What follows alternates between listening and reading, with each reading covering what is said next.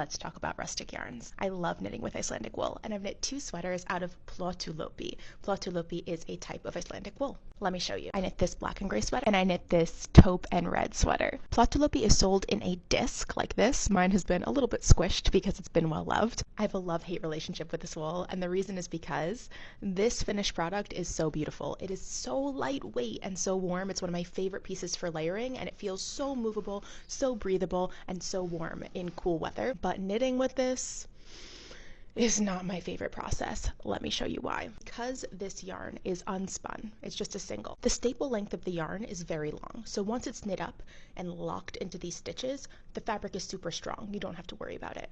But while you're knitting with it, it takes no pressure to just pull this yarn apart.